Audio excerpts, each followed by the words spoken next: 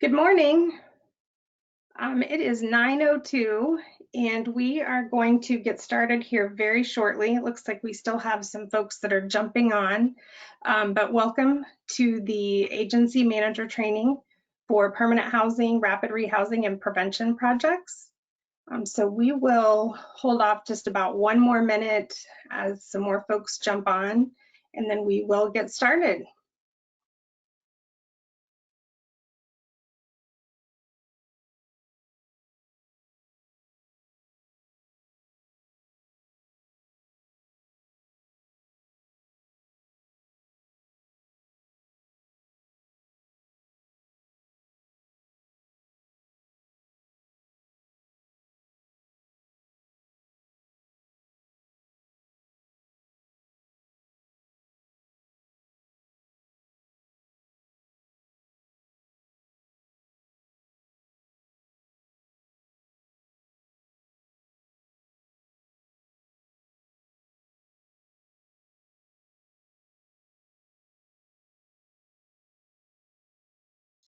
All right, good morning again. It is our Wednesday morning training, again for agency managers for permanent housing, rapid and prevention projects. We're going to do some quick introductions, review the agenda for this morning, and then we're going to jump right in to the process. So my name is Michelle Milliken. I work for Covia Solutions, and I've been with the Covia for about 3 months. But prior to that, I was an HMIS administrator using the client track system for about 12 years. So have been in the system for a long time and just, ready to jump in and get you guys comfortable with what your new configuration will look like shortly. So also on the call, we have Greg and Jesus from Covia Solutions, and they will be jumping in on the questions that you submit. So we, because let's see, we have about 60 folks on the call. We do have the lines muted, but please feel free to submit questions through the GoToWebinar menu. Those have been very helpful.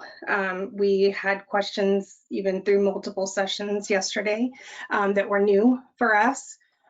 So, keep those questions coming as the session progresses. We also have Tony Diaz from Department of Community and Economic Development. So I'll let Tony do an introduction and talk a little bit about the timeline.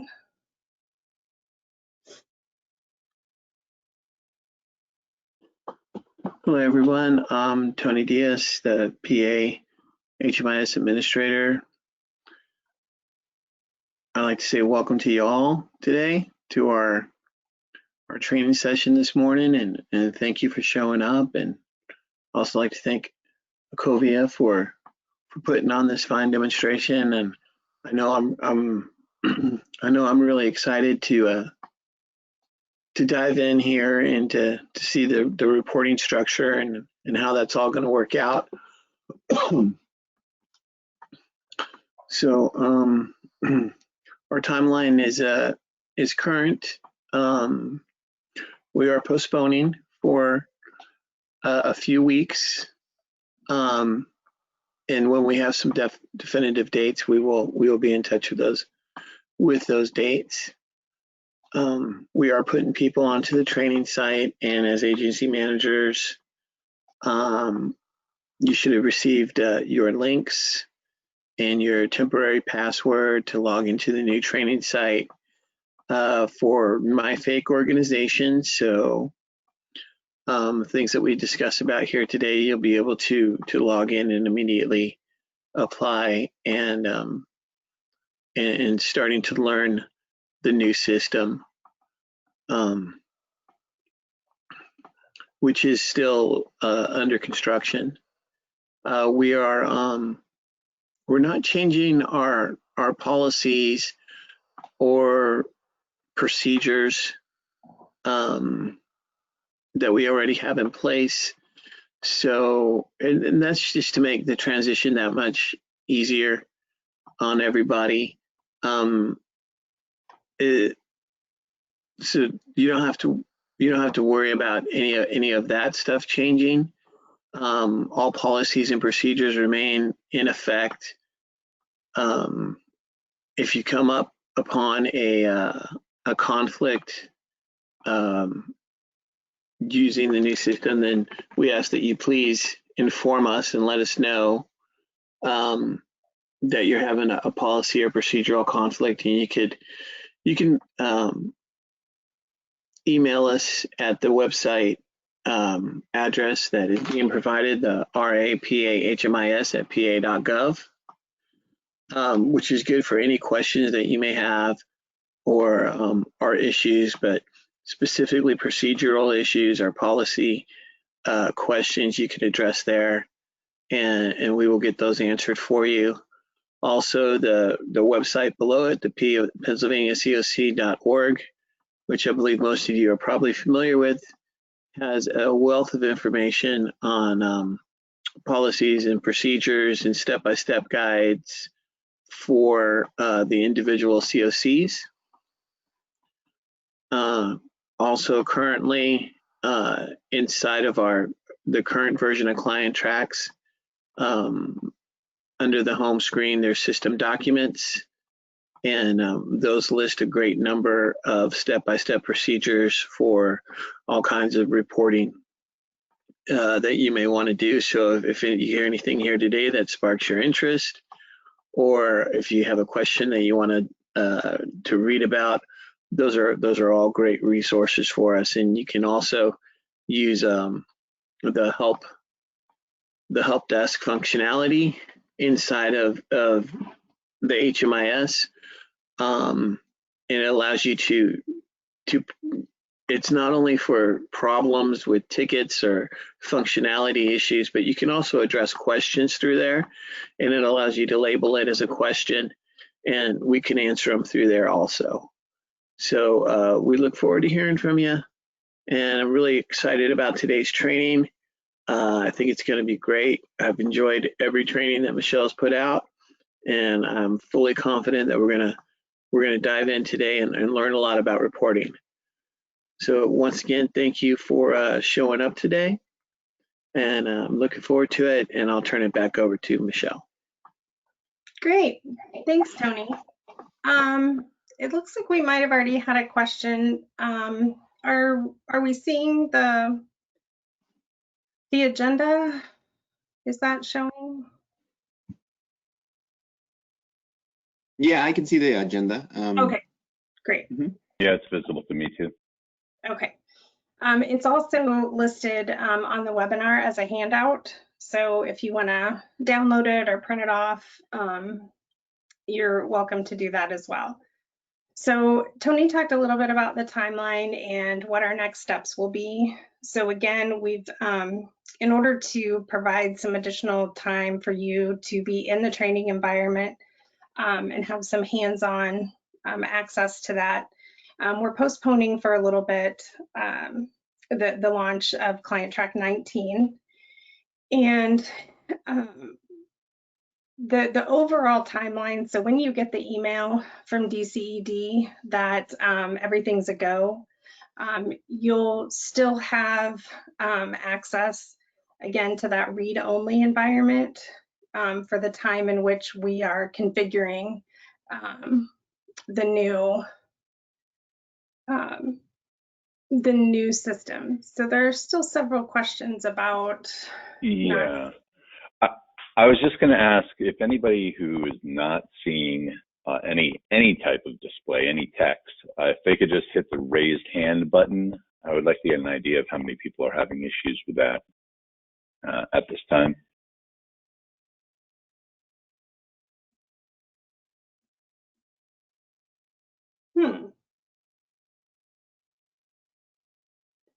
So let me stop showing the screen. Yeah, I was just going to say maybe you just need to reboot it.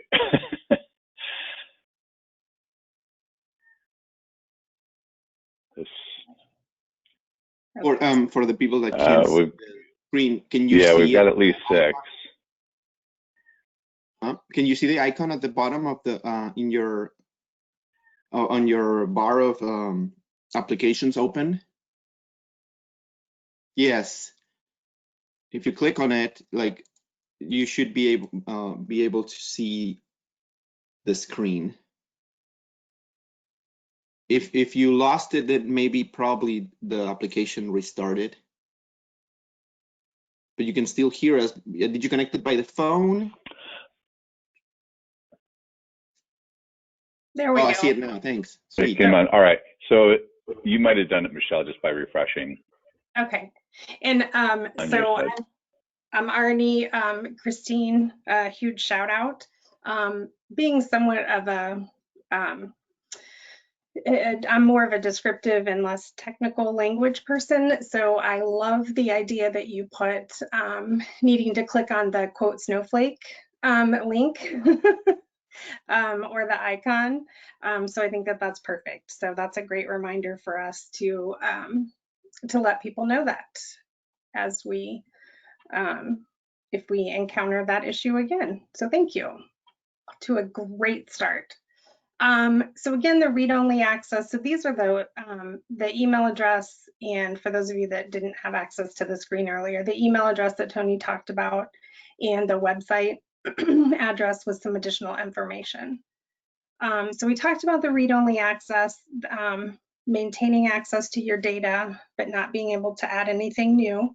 And so during that time, we're configuring your new system and testing. And then you'll get another email that the system is live, and you'll get a new, just like you got or some of you have already received, and if you haven't, you will soon, the link to your new training environment. Your username and password for the new live system of Client Track, you'll maintain your current username and password, okay? So we're going to talk a little bit again about your workgroup access and what that means as an agency manager when we get into the system. Because several of you participated in one of the other trainings where we went through from start to finish on a client intake, and we talked about the individual data elements and services and referrals. We're just going to do a really high level review of that so that we can spend the majority of our time in the reporting section. We want you to get really comfortable with generating reports and knowing what the next steps are and how to address potential data issues. So that's where we're going to spend the majority of our time. And then yesterday presented us with an opportunity. We had an issue actually with one of the reports in the system, so it allowed us to, in real time, submit an issue to the Ecovia support desk, and they are currently working on that resolution. So lots of opportunities to learn some new things today. So I'm going to go ahead and get us logged in.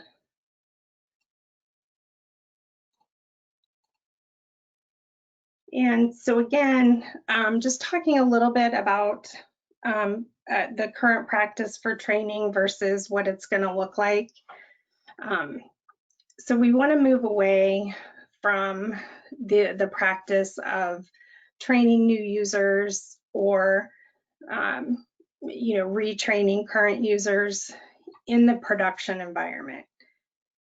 That causes a lot of or it has the potential to cause a lot of data issues related to system-wide reports that your local COCs have to submit to HUD on a regular basis. And it can also impact, duplicate client records. There's just a lot of impact to that. So as we begin this transition, you'll start to see that those training organizations in your production environment are no longer going to be visible. The other reason for security purposes that we want to move away from training in production, we don't want to accidentally we want a clear line between a training environment and a production environment. And so for those of you that have received the new link to the training environment, you'll notice when you log in, you'll have the mouse with the graduation cap.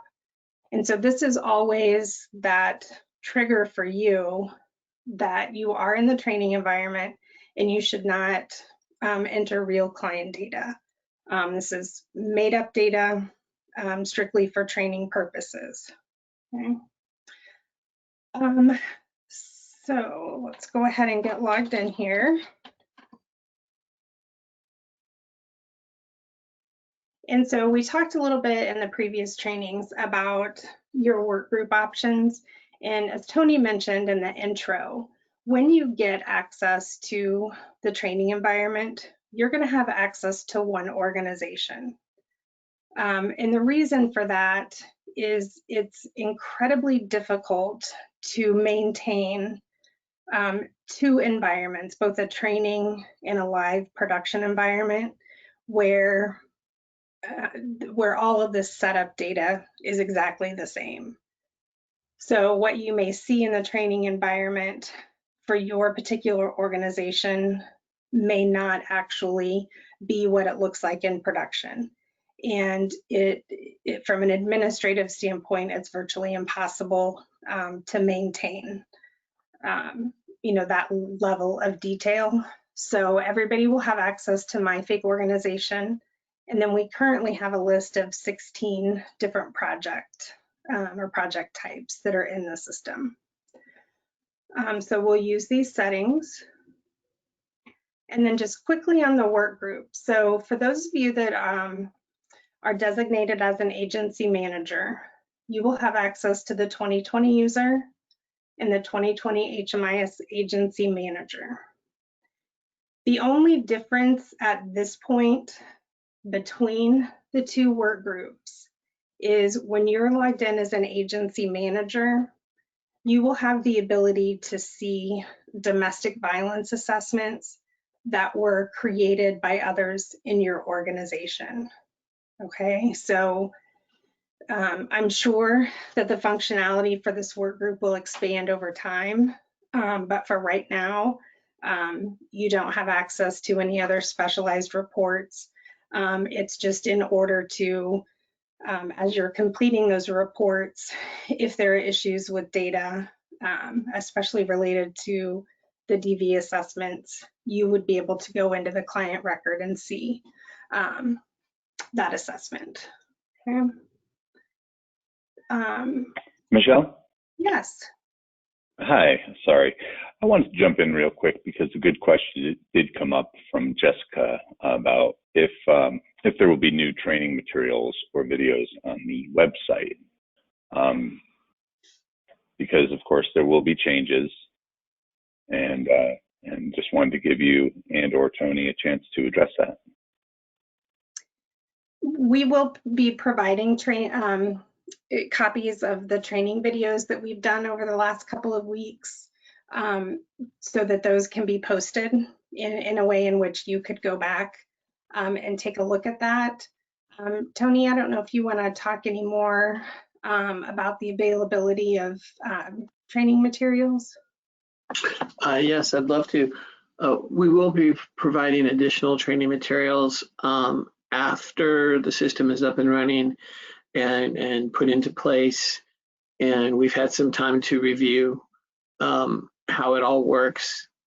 Then we'll start issuing out step-by-step guides and some additional training videos, but not at this moment. But as we move forward and things get put into place and we see the end version of what we're striving towards, at that point, then we'll start putting together step-by-step guides, and they'll be issued out into our HMIS page on the CoC website, as well as being inside of the HMIS system under the system documents as well. So that's a good question, and yes, we will be addressing those. Yeah, great question.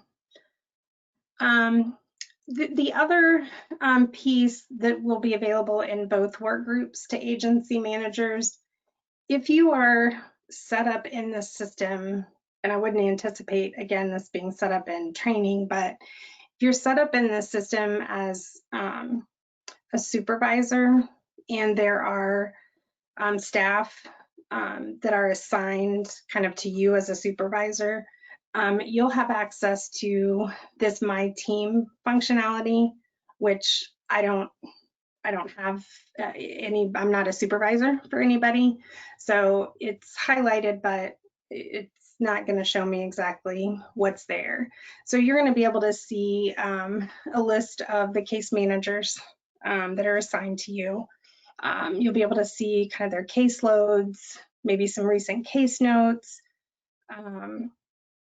It was mentioned yesterday, and I thought it was a great suggestion to think about when we get into the paused operations and as you assist your end users from a training perspective in being able to review if folks have, a lot of paused operations, and from a training perspective, maybe what's causing that. So we're going to look into making sure that that's part of that My Team. I'm not allowed to change my password in this environment, so this is grayed out, but you will have the ability to change your password in the system. Okay. So we pretty much went over most of this during the initial trainings.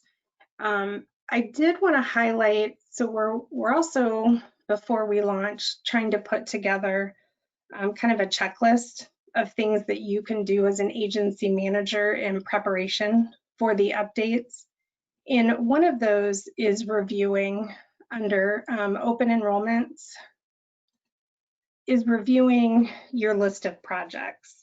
So, some of the work that's going on behind the scenes that you might not be aware of, Tony and Ritu are currently combing through the thousands of projects that are set up in the system.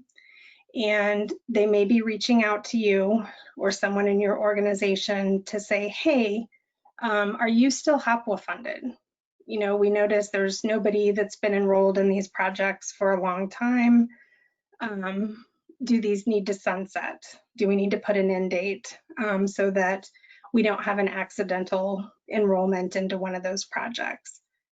So, so if there are projects on your open enrollments that you no longer need, we're going to ask that you double check that. So for example, here we still have one person enrolled. So from a data quality and accuracy standpoint, we would want to make sure that this client was exited, and then we'll remove this from your ability to add this as an enrollment for a client. You'll still have access to it in order to run reports. You'll still have access to the client records. It's just, we'll remove it from this list so there's no, like I said, accidental enrollments. So that's kind of the first two steps. The other big one is if you go to your current enrollments and you don't see a project that you currently have, it's important. That's an immediate ticket. Is there? Sorry, I was trying to see somebody was. There's an echo on the audio. I don't hear it. Okay. But Maybe. I'll check if there's anybody unmuted. Okay. Thanks. So again, if you are currently operating a project that you don't see on this list, we want to make sure that we get that set up for you as quickly as possible. Okay. So that's kind of the overview that we have on your home workspace. We're going to touch on a couple of the things in the client workspace and then spend the majority, as I mentioned, in the reporting section. So because we have, rapid rehousing, permanent, and then a prevention, folks on the call today, just want to remind, as we go through an intake process and you are working with other staff in your organization, one of the nice things about the client track software is it understands what the HUD and partner agency requirements are.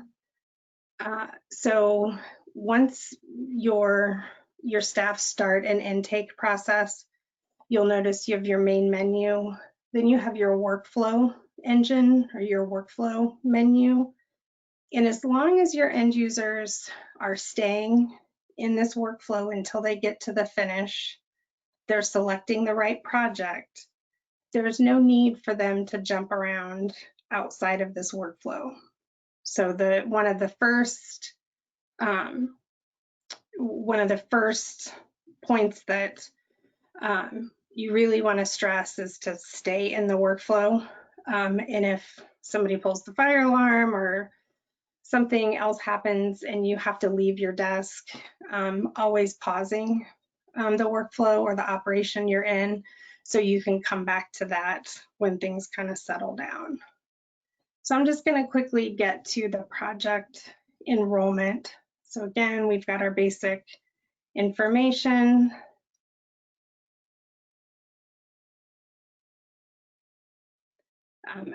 Family members, if I needed to add an additional family member.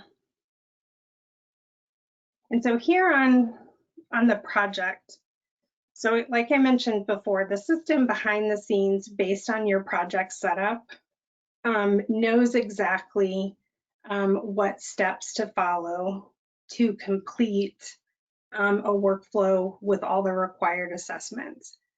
So if I'm an SSVF prevention project and I want to enroll my clients, you'll see that I have a project start date because the nature of the prevention project, the client's currently living in a housed situation, being, maybe the eviction process has started, but there's no place for a move-in date for a prevention project like there is for permanent housing or rapid rehousing. So just immediately based off of the project that you select, the system knows what steps that you need to take to complete all the required data elements. So if I look at a permanent housing, you'll see I have a project start date, and then my head of household has a housing move-in date. And as we mentioned in the earlier trainings, there are some very specific, HUD definitions about when you should have a project start date in a permanent housing or rapid rehousing project. And those are listed up here at the top. So you receive a referral, they want to be housed in the project, they're able to access services, and that there's an expectation that housing has been identified and the client can move in within a reasonable amount of time. So as an agency manager, one of the things that you're going to want to pay attention to is if you have a lot of households with a project start date, and then it's several months until a client has a housing move-in date. And then we don't use the housing move-in as an anticipated move-in date. So we're not going to go back in and add a housing move-in date until the client has the keys to their unit. Okay. A lot, even if we think they're going to move in on Friday, a lot can happen between now and Friday, and it's just recommended that you wait until that actual move-in date has taken place. And so the same for rapid rehousing. I have a project start date and then a housing move-in date. Okay. So go ahead and keep that so we can come back to that.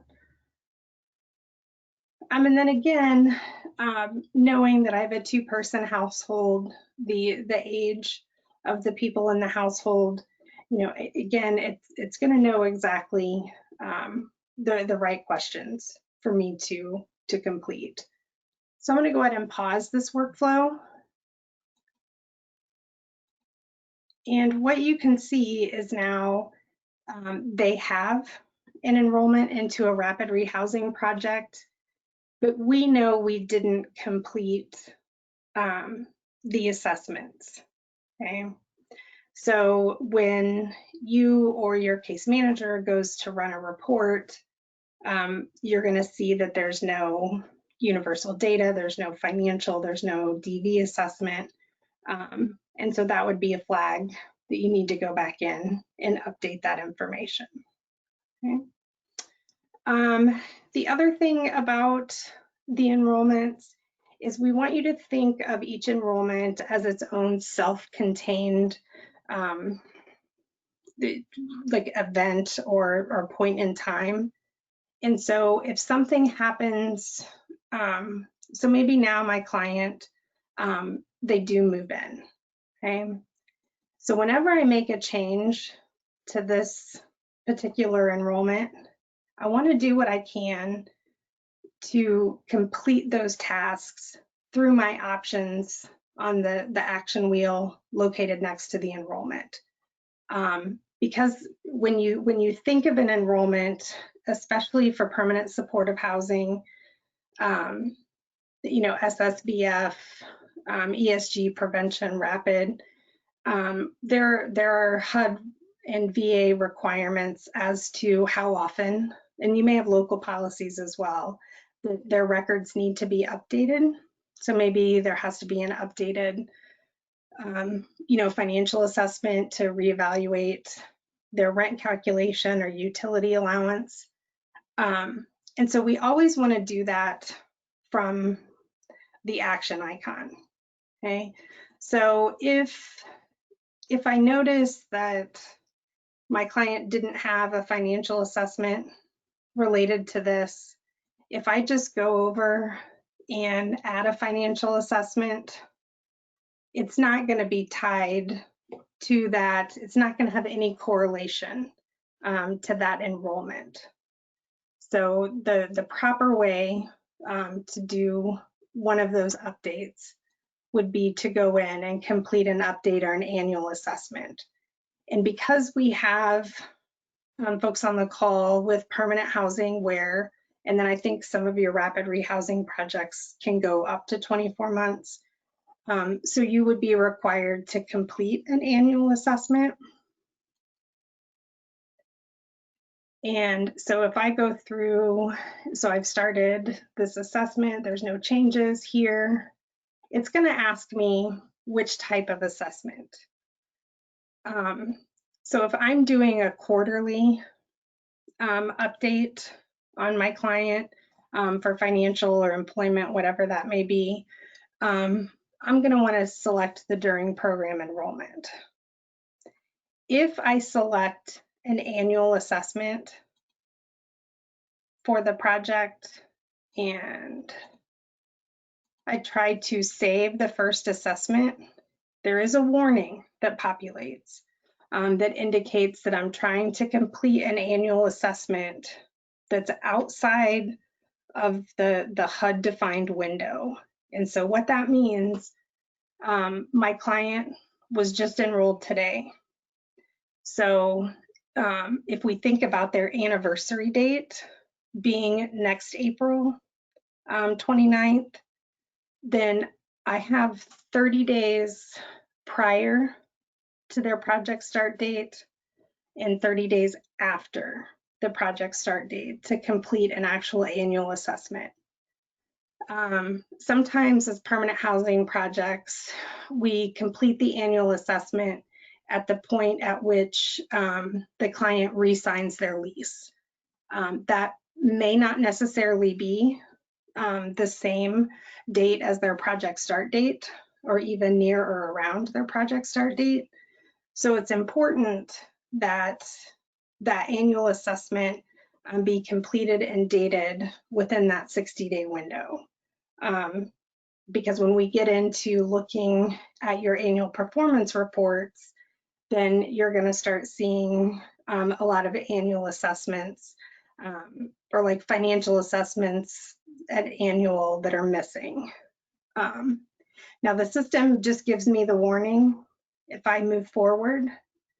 I mean, it's going to let me move forward. We've given the warning that this isn't going to count towards the client's annual assessment. Okay, so if it were an update outside of that annual, then you would want to select the update. Okay. Other things that you want to talk to your folks about is if an additional household member becomes part of the enrollment, somebody gets married, they have a baby, we want to have them go through the add household member workflow, and then that will step them through the client search, the creation of the client record, the enrollment, and then the associated services. Keeping in mind that those annual assessments are always going to be based off of the project start date of the head of household. So if something happened, Michelle gets married 6 months into the enrollment and you add a household member, the whole household still needs to have an annual assessment based off of Michelle's annual or project start date annual assessment. Okay. If you needed to exit somebody from the workflow, if one person leaves the household, you just want to be on that client record, exit the enrollment, and then when it gets to the question about do you want to exit the next family member, and if they're staying enrolled, you just select no. You don't have to exit the entire household and create a new enrollment. Okay. So the edit enrollment, this is what you want to do. So this is a great place if now you just need to go in and add a housing move-in date. And Michelle? we'll just say, yes. Yeah, excuse me if you allow me to interrupt. I just wanted to address a question here just to see if we're on the same page. The question was, in this, I think when you were talking about the annual assessment, in this example, would we still get an alert next year when a real assessment is due? You will not receive a direct alert. You can search for it. You can search for the client and to see if there's assessment an annual assessment due.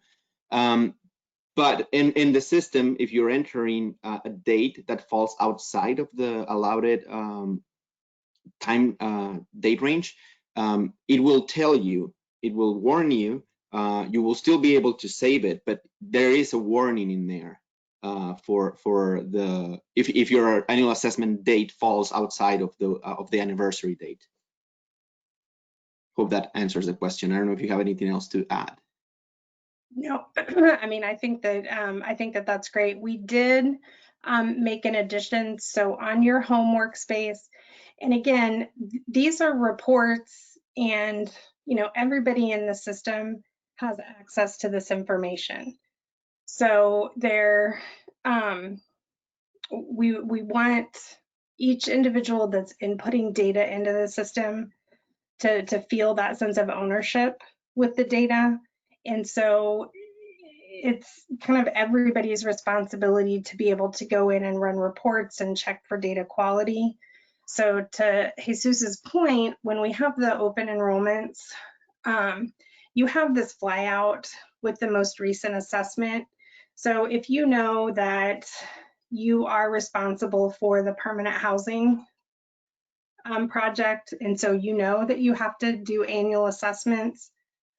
This will quickly show you when the most recent assessment has been.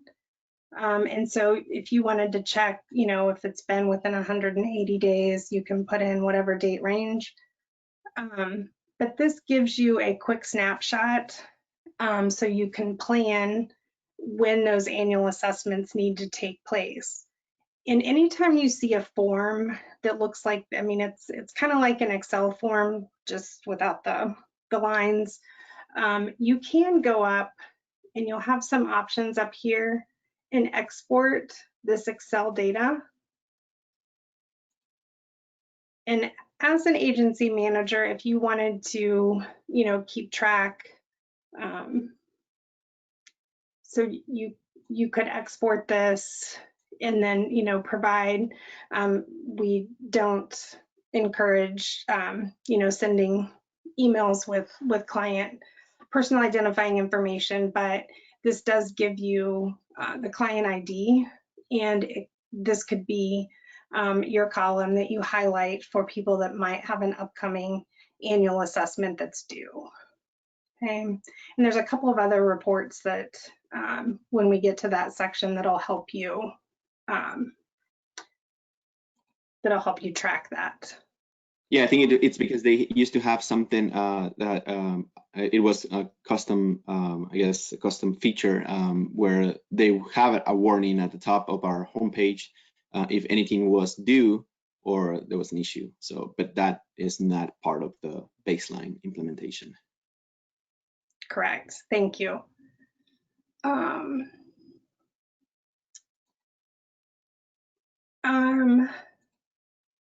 So back on the client, so that we've taken us through, so the edit enrollment I used to add the housing move-in date.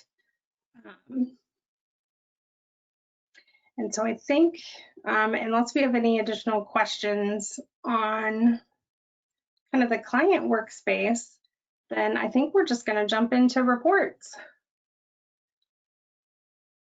With that. And so one of the, to the question and to Jesus, there were a lot of customization, or there are a lot of customizations in your current system. But as you transition into the new configuration, a lot of the functionality is still going to be available in the system, especially from a reporting perspective. So you're used to seeing reports here on your home workspace. There were also some reports in your client workspace. So we've just streamlined that and listed them all under the specific reports here. And as I mentioned, everybody has the same access to reports. But keeping in mind, so if I look at a client report, a lot of these reports you currently have available in your system, they just might be called something slightly different. So, you know, before, you know, if you go in and you're practicing in the training environment, please poke around. You're not going to break anything, I promise. Just go in and try to run some of the reports and see if it gets you the information that maybe one of the other customized reports. And one of our, happen to be on client goals, but one of our goals is with each update to the client track software, so HUD usually comes out every fall with some new data standards, new requirements. And so as with a system that is closely aligned from a baseline product standpoint, you're going to get those automatic updates. You're going to get those changes with little configuration from an HMIS administrator standpoint. Because we have engineers that spend a lot of time ensuring that the specifications for an annual performance report or an SSVF upload that those meet those HUD and VA guidelines. And so the more customization that's done in the system, the more likely it is that we might have issues with some of those HUD or partner agency required reports. Okay. If you had access to Data Explorer, you would maintain your access to Data Explorer with the caveat,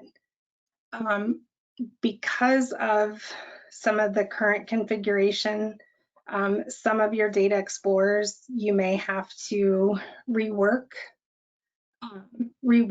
a little bit, because there may be domains that you can choose from in Data Explorer that won't be available in the new environment. But if you have saved Data Explorer queries, we anticipate that those will come over. Your files on server. So this is where you can see I've generated several different reports. And because a lot of what we are doing now, for HUD, SSVF, runaway homeless youth projects, the VA supportive services for veteran families, we don't have, so if you've been doing this for a while and you remember eSnaps when you could just plug in numbers on your APRs or capers, and now HUD requires us to have that data export. So those are housed here, and they do run on a process. So when I go in to run an APR, it will work on that generation behind the scenes. And then when it's time, usually depending upon the size of your project and the date range that you selected, anywhere from 10 to 20 minutes, if you go back up to files on server, you'll start to see that information here. Okay. If you want to see, like, if you've started, so we'll just go ahead and start one of the APRs. And if you wanted to save your report settings, this is a new feature that you can do. For the APR, we normally use the saved report settings for, larger reports that require a lot of parameter setup. You can run your APR or virtually any of the reports by whatever date range you want. So if you wanted to run it on a month-by-month basis, your grant year, whatever that may be, you can make those changes. You'll only have access to your organization. Okay, so another organization won't have the ability to go in and run any of these reports for your projects. Here's where the behind the scenes work is really happening with Tony and Ritu, and that's reviewing the housing inventory counts and the current project and funding sources and how those are set up in the system. And we did identify that this was kind of a frequently submitted ticket issue, so that as you go through and say, let's see, say I have a transitional project and I select the grant as an emergency solutions, and then I go in and I try to select a component.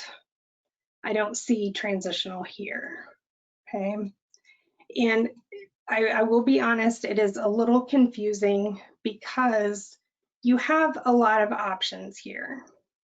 And even though your project isn't HUD CoC funded, maybe it was at one point and now it's privately funded or locally funded. From a setup standpoint, we'd still kind of like to see that set up as thinking more about how the project operates and less about the actual funding source. Because then as I select my CoC, then I can see I have access to transitional. Okay. So again, Tony and Ritu are looking at the setups behind the scenes and maybe reaching out to you for some additional information. So the more quickly you can respond to them, the quicker we'll make sure all the setup is correct. So for permanent supportive housing project, typically going to be a HUD CoC, permanent supportive housing. And so what would happen, or what's currently happening, is you're going through and you're selecting the criteria for the report, and you might get the grant or funding. But then when you get to the project type, so maybe you put in that it's housing with services, but there's no disability required. Notice when I go to my program, I don't have an option. I don't have an option here to select. And so this is an immediate flag that either I don't have the right parameters set up. So typically if you have a permanent supportive housing project, it's housing where there is a disability required for entry. So if I just double check my parameters, then you'll see my program does populate. Okay, so if you're going through this process and things aren't populating in the way that you think they should, that's one of those issues where you would want to go in and click on your help section and then report the issue. And Greg, I don't know, would you like to talk to us about the importance of the summary for the reporting an issue? I'm giving my usual spiel. Yes, please. Of well, the summary is helpful because when we go in to look at issues as they're reported, we get sometimes a pretty long list. So if you can be as specific as possible in a short way on the summary, we can see at a glance if there are a number of related issues being submitted all at once.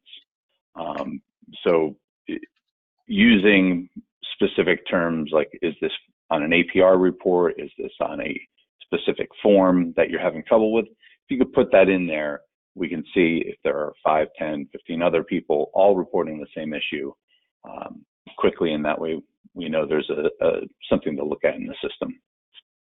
And while we're here, well, I'll let you finish up there, but there are a few questions concerning selecting what type of funding for certain programs. Okay.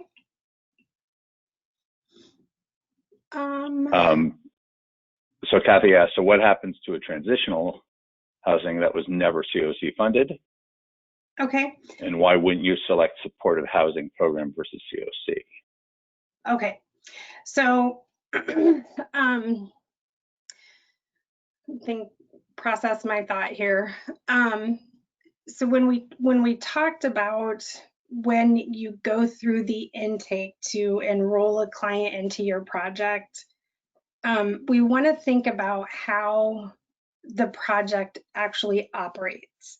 So if it operates like a traditional transitional housing, it's on your housing inventory count for your CoC, regardless of the funding source. And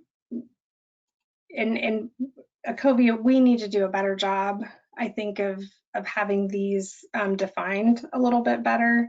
And so rather than thinking of this as not or actually being HUD CoC funded, thinking about, does it operate like a project that would be funded by HUD or a partner agency if it operates in that capacity?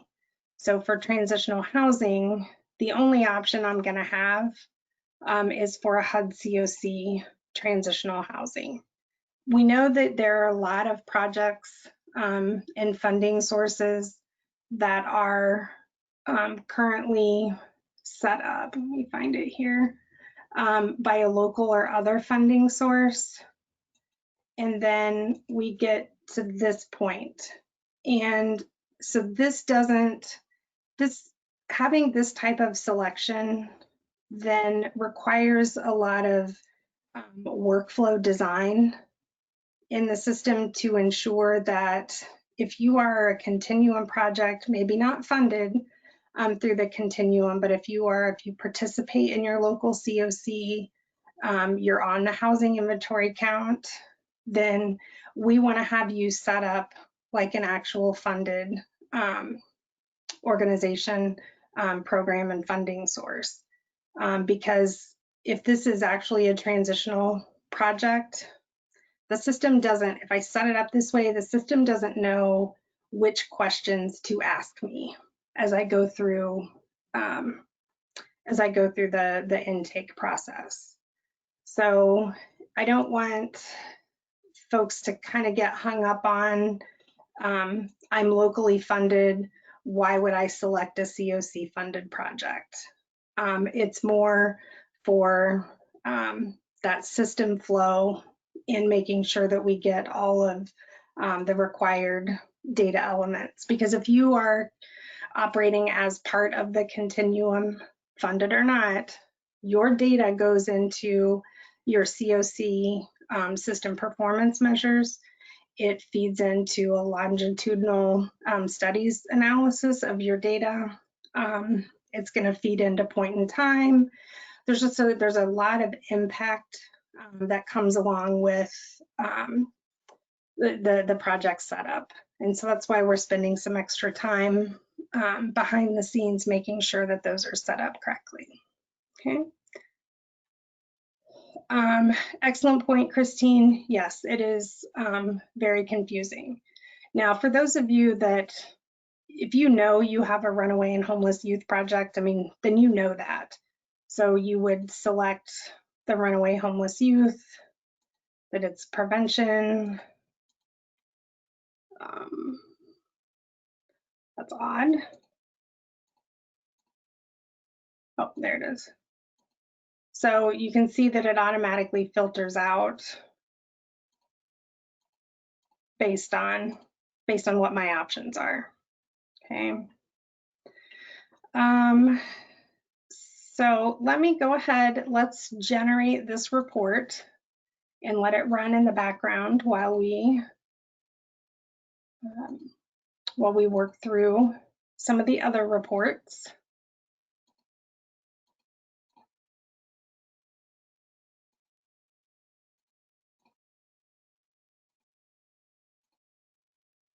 Lots of clicking. Okay, so now I've got my correct parameters. Just going to run it since this date last year.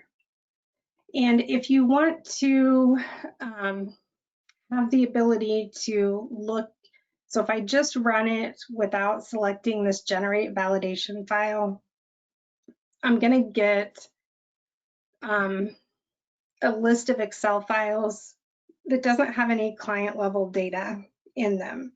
HUD doesn't want you to send them any client level data, but the generation file or the validation file is for you.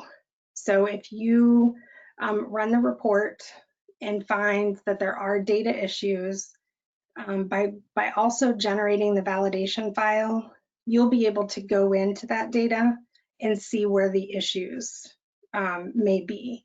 So I'm going to go ahead and select this, the generate validation file, and I'm going to run the export. And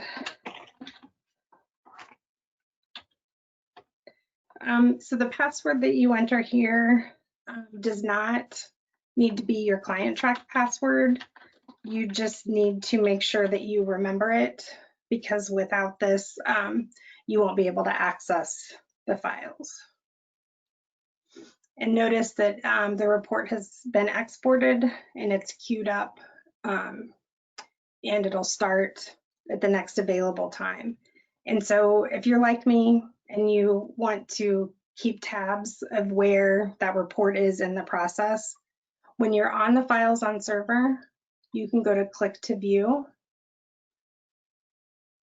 and you can see that that the system has started the process. Well, actually, it's not started.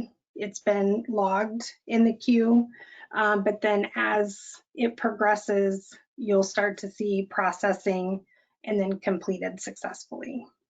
Okay. So you'll just want to refresh a couple times on the files on server. So for those of us that might have a prevention SSVF project, you will have an export due next week. You'll continue to do the export in the same manner that you do right now for next week, but we would anticipate by the first week, I can't believe I'm saying the first week of June, for your next required upload, that would be, you know, your report menu is going to look like this. It operates the same. You'll put your end date, where the source is. You all are in a continuum operated HMIS. You'll select your CoC and your parameters. And then again, it does the same, it has the same process of being listed on the files on server. The same for a CAPER. So if you have an ESG prevention project, so just like we did the APR, your prevention project, again, it operates pretty much exactly like the APR, where you select your date range, your grant program component, your grant, and then again, has the option for the validation file. So we're going to come back when this report generates. And we'll talk a little bit about, actually, forgot about this report. So one of the newer reports is this HMIS active client list. And actually, I think Jesus and I have the same feelings about this report. It provides us with a lot of information that maybe a clients and programs or a service summary may not provide us with. So again, my date parameters, this allows me, if I want to know how many new people I enrolled in the month of April, then I can select this report to only pull clients that started an enrollment, or they exited, or they were active at any point. So if I select the begin enrollment, now we've only been training in April, so for the most part, we're only going to pull April clients. The active client is based on either this glossary, or if you want to do based on an entry or an exit date. And then again, you only have access to your organization.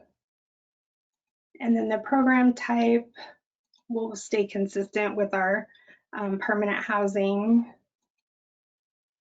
And you can drill down by subpopulation if you just want the head of household.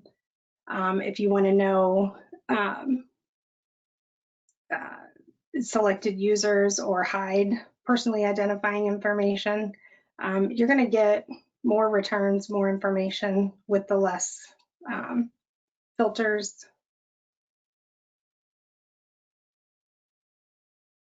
And so when you have reports in the system that populate in this type of a format, and a lot of the reports in these sections will do this, you have the option to get some additional information about Justin and his enrollment. So I can expand this, and I get a little bit more information, but it's not actually much more than what I had. So in instances like this, you have the ability up at the top of the report to export in a different format. If you just export to Excel, it just takes the document and just kind of reformats it. It's not a true Excel document where you could sort and look for specific data elements. So you want to choose the Excel data. And so what that does is it opens up this wealth of information about your project. And so if we just kind of take a look across this header, and so this report, it's available for any project type. And, you know, if you have missing sections, you don't have to worry too much about that because they're probably not questions that are required for your project. So this is a great report to find out whether or not your head of household has a move-in date. Okay. So it's so for that, then the engagement date. If you're not a street outreach project of some sort, you're not going to have an engagement date or date of path determination if it's a runaway homeless youth. So you don't have to panic too much about some of these being blank when you think about, is this a required data element for my project? But it does give you additional information about if there's an exit date, if you wanted a quick list of clients that have been exited and what their exit destination was. Quick glance at cash income, how long they've been enrolled, if there was a VA medical for our SSVF projects. So this newer report, I just think is really helpful regardless of the project type that you have. Okay, looks like you guys have answered the questions so far. Jesus, I know that this is one of your favorite reports. Do you have anything you want to say about the active clients? Well, yeah, I mean, like you probably already mentioned all the stuff that I like about this report. The only thing I will add is I use all of these reports, or a lot of these reports, to understand my data, to see if everything is going well. You guys are, in this case, experts when it comes to your information. So the more reports that you are able to read and run, the better your understanding of your own program will be. And one of the things I do want to mention is the reports serve you to understand the data, to see like how much services, how many clients you have, and all of that stuff.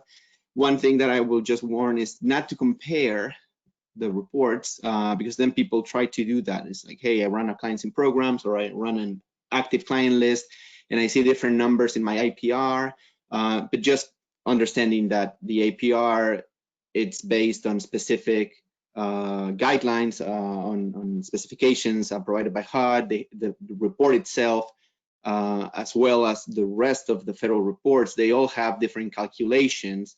These reports, like Michelle is showing, I mean, like they help you to understand your program and to see, clients that you know that they should be in your other report, but they're not. But don't expect them to always match all of the reports, because the reports are running, different set of specs, and the results may be different, because even though they're working all with the same information, the calculations itself, it's different. But yeah, I mean, like I do encourage people to run the reports and see what data they comes back. And then try to figure out why it's coming this way. And eventually, again, I mean, like the more you get familiar with your system, with your reports, with your data, the easier it will become in the long run. That's my spiel, I guess, for that. Excellent. And you brought up a point that I'm not sure we've covered in the other sessions. This this idea of comparing reports. So, so if I run this active client by name list, but then I also go in and I run like a zip code report for the same project in the same time frame. If my clients don't have an address with the city, state, zip code, they're not going to show on the zip code and county report. So in thinking about, the data that you're trying to use at that particular moment, and thinking about, oh, well, I'm not going to get anything on a service summary report if I don't add services to my client records. So that was a good point that we hadn't brought up before, so thank you. In Jesus's explanation as well, you as an agency manager might be in a position where you are asked by executive directors or others, tell us about your project. And we can all provide the anecdotal, comments. And, we had a client that we worked with for 6 months. We finally got them housed, da, da, da, da, da. You need to think about, when you're telling those anecdotal stories, does your data match that story? And as we move more and more to data-driven, and I saw that there was a question earlier about data and rankings and things like that. The point about that is you want the data to accurately reflect your story, not only as a project, but as an organization, and then as an end user. So if, maybe you have a policy, for whatever reason, you don't ask clients their social security number, then you just need to understand that that's always going to be listed as data not collected on your reports. We, under no circumstances, would want anybody to make up any client data during the intake process in order to have a data quality report with all zeros as missing or don't know, refused. So there's a fine balance, and these are great discussions to have at your CoC level, because just because you, so to show this, if I go into my HMIS reports, probably one of the most kind of go-to reports that folks want to see is the HUD data quality report. And so again, I'll just quickly run it for the same. Actually, I'm going to run it for all the projects so we get more of a return.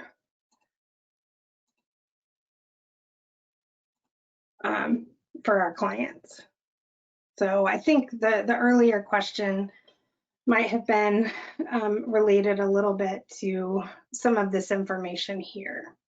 So let's talk about it. Just because I have 0 client doesn't know, client refused, and information missing, doesn't mean that my data is accurate. Okay, and we would anticipate that depending upon your project type, you're going to have different percentages. So if you're a permanent supportive housing project, theoretically, your client's been through a street outreach or a shelter project. They've gone through coordinated entry. There have been multiple touches on the client record to collect this, these personally identifying information points. And then you, as a permanent housing project, you're going to have a long-standing relationship, with the client. The client always has the right to refuse to share. And this is all self-report information. So we're not basing our answers on race and ethnicity and gender from an observation standpoint. The information missing, this should just be a flag to us as an agency manager. Maybe somebody's just not asking these questions. Okay, so that's why it's data not collected. And the system does know if it's a data issue. So if I go through and I put in a fake social security number, so if I put 1, 2, 3, 4, 5, 6, 7, 8, 9, or all 5s or all 2s, the system knows that that's a data issue. And again, under no circumstances should we be making up social security numbers, because we've actually had instances where somebody's made up a social security number and it matches an actual social security number in the system. So, you know, these are much larger discussions to have with your COCs about what it means when we have, you know, numbers other than 0 in these categories. So the universal data assessments, for the most part, most of these are pretty, I still have not figured out how somebody has a missing or an error with their project entry date. But, you know, if you have an issue like here, we have a client location, that's one of those fields that should automatically populate during your intake. So this would be an automatic flag for me that maybe either my project isn't set up correctly, or I have enrollments for clients that don't have associated assessments. So the system doesn't know that that universal data assessment corresponds to my enrollment. Okay. The main issue for having an error on disabling condition is that you select yes as a disabling condition, but then when you get to the barrier information, you don't have anything selected. And so during the intake process, you should get a warning, but again, it's just a warning. It's not going to prevent you from moving forward. So this usually means there's a disconnect between, or you said no to disabling condition, but then listed barriers that were indefinite. One of the big ones for permanent supportive rapid rehousing projects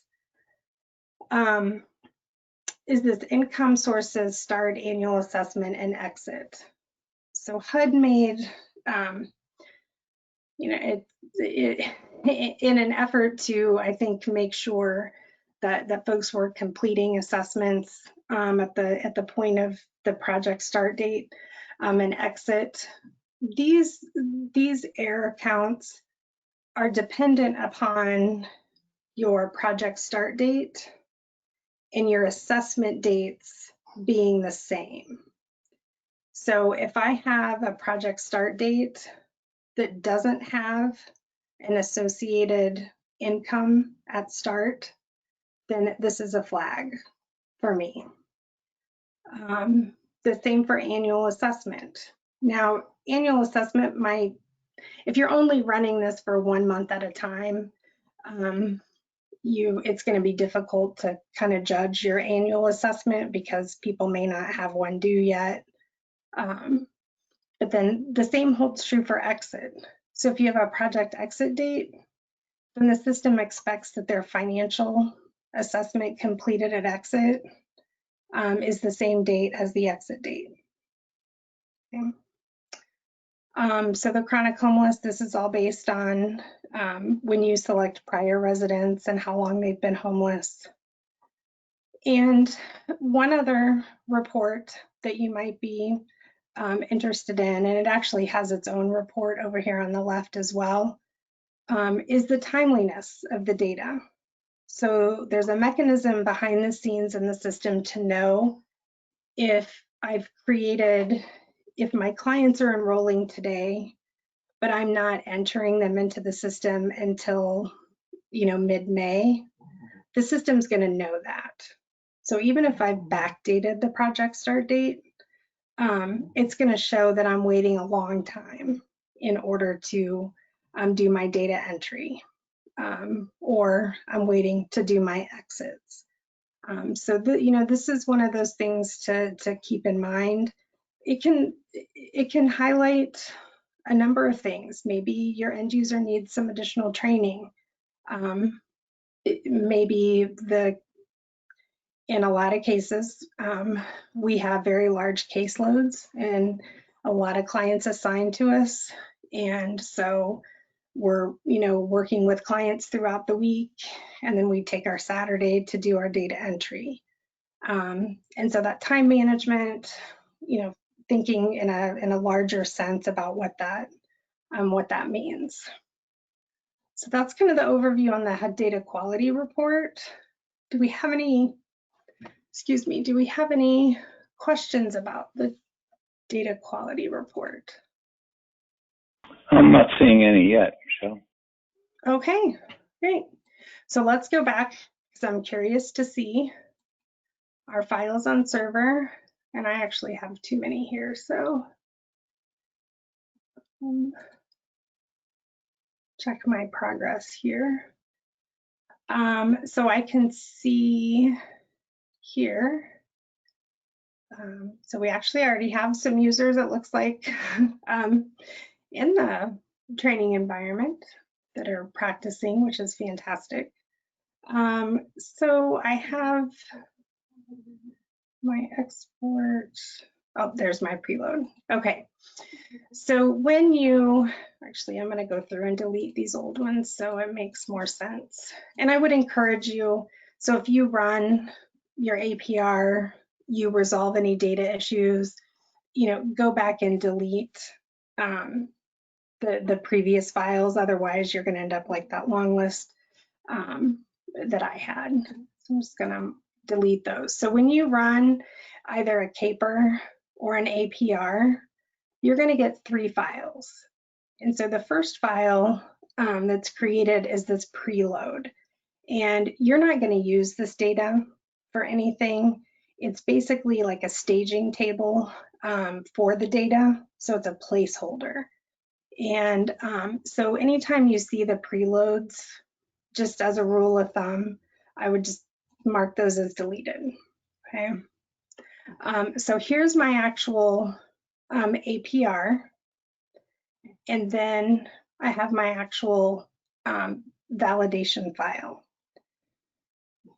So the importance, again, of having the file to upload into Sage, and we'll talk through that a little bit. But if I find that I have data issues, then I can go to this validation file and see where my issues are. I know that yesterday on the call, we had a couple of folks, and so I'm just going to put this back over. You do have the ability, if you are not currently familiar with Sage, then Sage is the system. It's the old or the new version of eSnaps, where you upload your data. And so we're going to take a look at that process, because you can actually do this for any project as long as you run it either as an annual performance report or as a caper. And so what that test site looks like is this. So it's just sagehmis.info. You do not have to have a login to run this report. Okay, so don't think that you need to create an account. If you don't have a Sage account already, then you're probably not the person responsible for uploading that data. So if I just want to test run a report, I'm going to go in here, and I ran an APR, and then I'm going to go out and I'm going to choose my file, and I'm going to actually pick one from a while ago.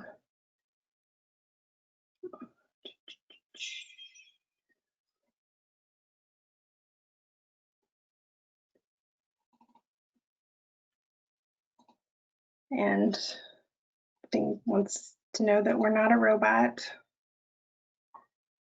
And so I know that my files are that they were downloaded successfully. because I get this initial report validation. If you would come into an error with the way the files are configured, the test stage environment is going to tell you like which, so this is made up of, I think, 68 or 69 different Excel files. So if there's an issue with one of the files, it's going to tell you which one. But right now, if you think that these are correct, you can create the report. And this is like a 16-page report, so it does give you a lot of information. And I'm looking at the time, and we are quickly approaching our hour and a half, so we'll kind of get through this and see if there are any questions. And then if you want to take a look at the report, then again, this shows me how many people were served. If there's an unknown age, then I know I have an issue with the date of birth. So here's the first part of that data quality report. And so, you know, and again, looking percentage-wise out of the number of clients that were served. So this tells me the, you know, that there were don't knows. I had one issue with disabling condition. So here's where this project had an issue with an annual report. And that probably means either it didn't get completed at all, or it was completed outside of the annual, that 60-day annual assessment window. And then, you know, you get into a lot more information about the household, the gender. So when you get in and review your APR and CAPER data, don't just look at the first few data quality questions. I mean, this answers some data issues, but, you know, you want to really dig into do the clients. You know, this tells my story, so that as a permanent housing project, I'm housing the hardest to serve. So that I'm, you know, for this project, the majority of my clients have one barrier, one condition. Some of you may see that you're serving clients that have 3 or more barriers and conditions. So this is the kind of thing that lends itself to telling the story of your organization. What were the conditions? So the domestic violence information, and what were my prior living situations?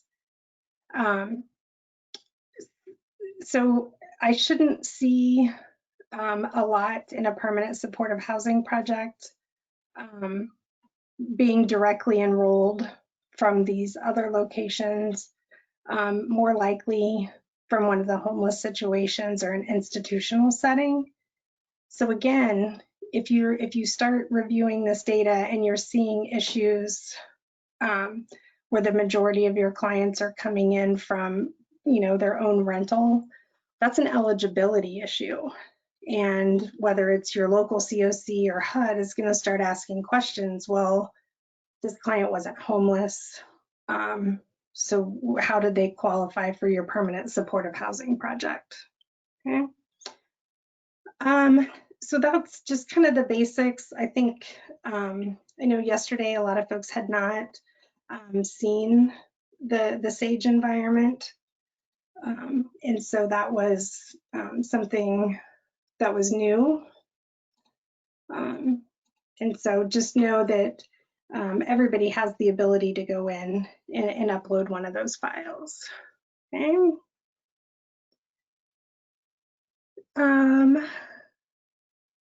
So I want to be respectful of everybody's time.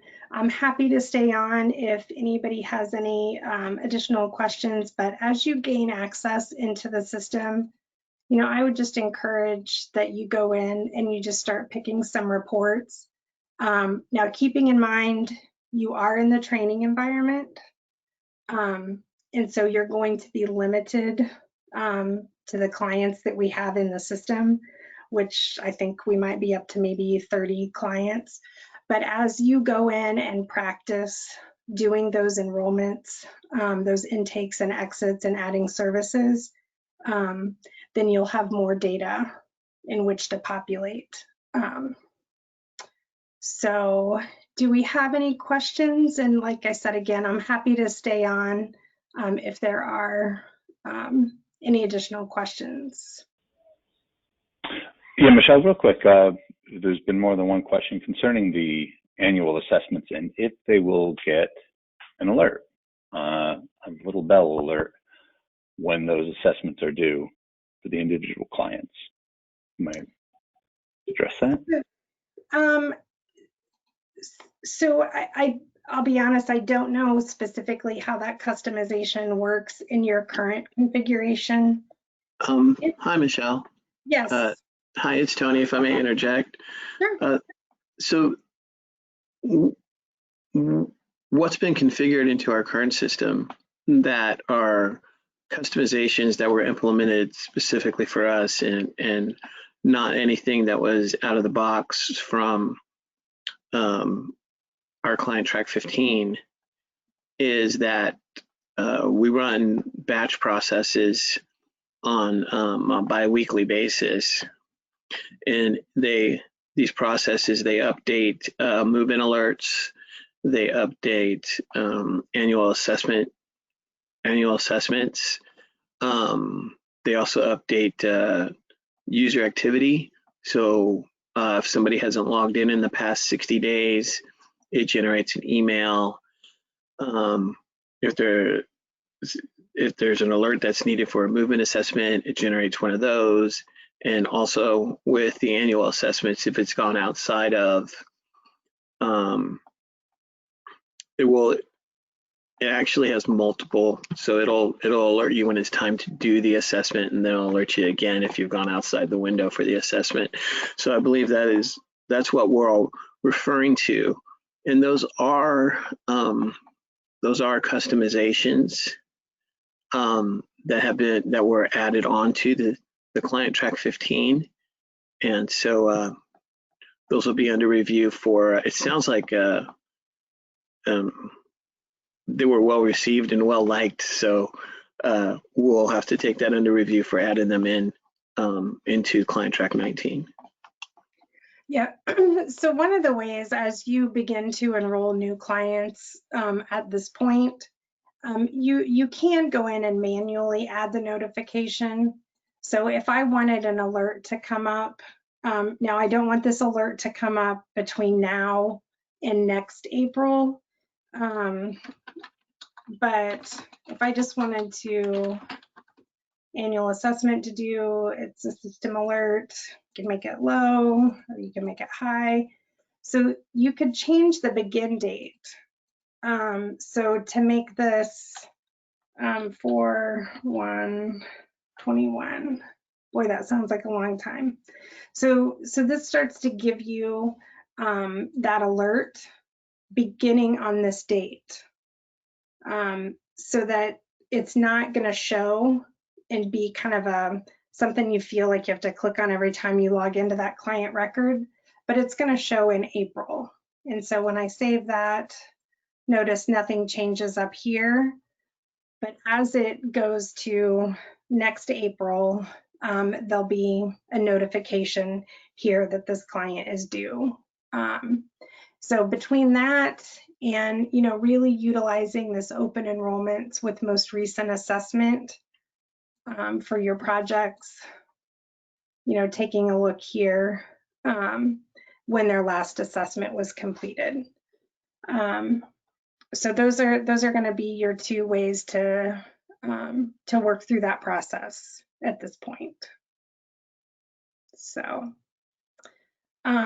again, I want to thank everybody. I know that was a very quick overview on reports, but certainly go in, play around in the system. Like I said, you can't break it. If you do get to an issue with an error or the inability to do something, remember you can submit that issue within the training environment. Okay. So with that, I'm going to go ahead and, like I said, I'll stay on for a little bit to see if there's any written questions that come in. But for those of you that don't have questions, thank you for spending part of your Wednesday morning with us, and hope you have a good rest of the week. So thank you. Thank you, Michelle. All right, Vicki, I'll Thank you, everybody. reach out here. Yes, thank you.